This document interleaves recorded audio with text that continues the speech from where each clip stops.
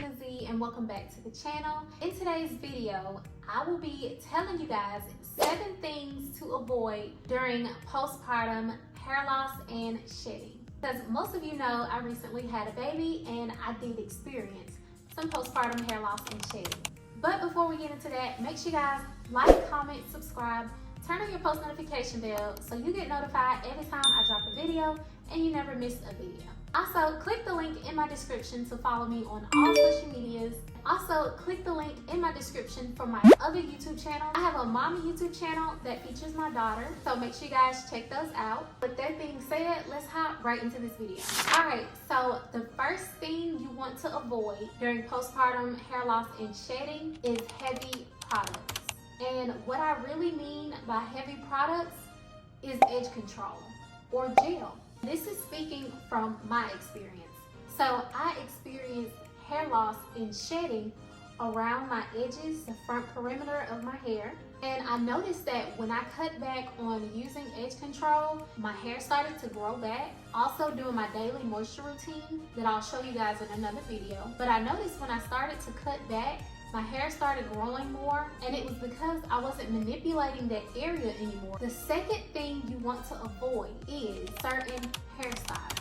The lock styles that I recommend are super simple. I'll have a video about that as well, showing you guys some safer hairstyles to do, but I don't recommend doing those lock braid backs. I cannot do any braid backs because it would only cause more strain and more tension on my scalp and in those weakened areas, which will cause my locks to fall out. I have already lost one lock on this side and one lock on the other side, and you can find that video on my channel, but just avoid certain hairstyles. This hairstyle only wrap the hair tie once, so it's not pulling nor straining my edges at all. So I just recommend doing something simple and something not too tight or pulling. The third thing you should avoid is tight hairstyles.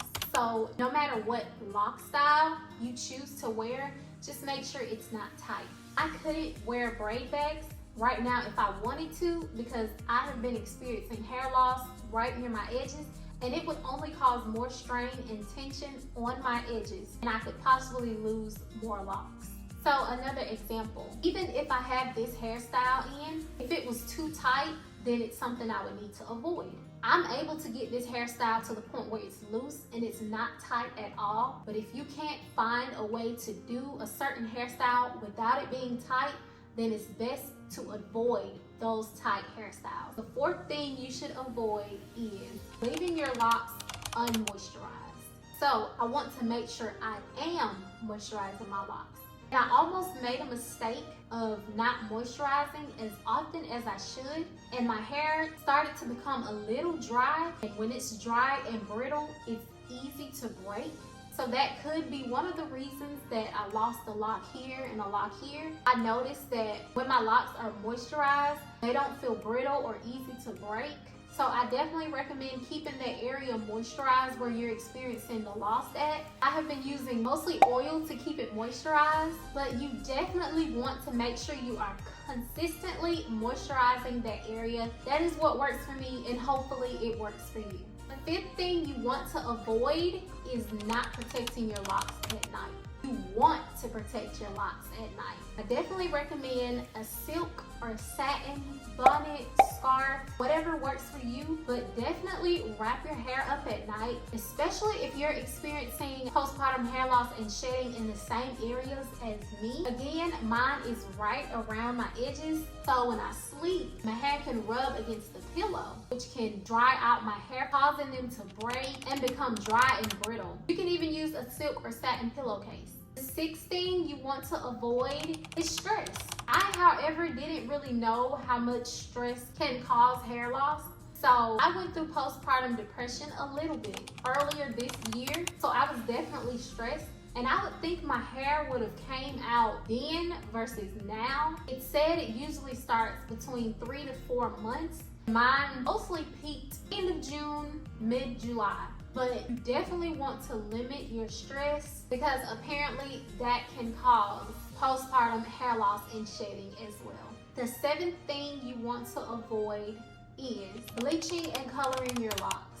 Those are chemicals, and that can definitely affect your hair trying to go back after it just experienced something so traumatic. So I wouldn't dare try bleaching or coloring my locks, especially what they went through in the past few months. I experienced that hair loss, so I want to make sure I refrain from doing anything to my hair that requires heavy chemicals, heavy products, any manipulation, any tension, any strain on my scalp. I just want to avoid that completely. But yes, make sure you are protecting your locks at night, because that friction from your pillow can cause more breakage. And make sure you are moisturizing your locks, because that dryness can also cause breakage. So you want to pick the hair ties that don't have the metal thing on it. Definitely don't want to be doing any rubber bands near your scalp. So the safer hair ties would be scrunchies and the hair ties without the metal piece. And make sure you are wearing certain hairstyles, because if you're wearing the wrong hairstyles, that tension and strain can lead to more hair loss.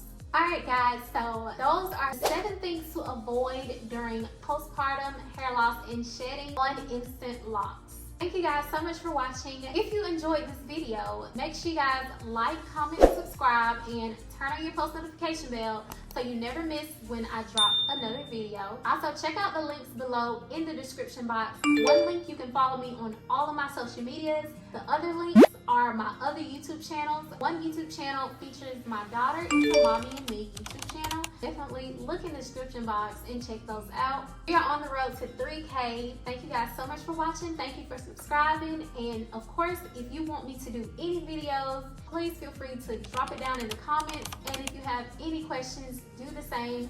Thank you guys again so much for watching, and I'll see you in the next video. Bye.